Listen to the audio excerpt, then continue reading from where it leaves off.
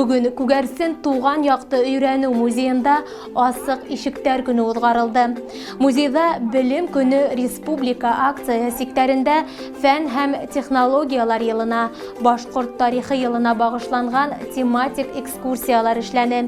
Морак башкорт гимназиясының 10 класс укучылары музейга килеп, уку елының 1 көненнән үк үзләренә районыбыз тарихы буенча кызыклы мәгълүматлар алды.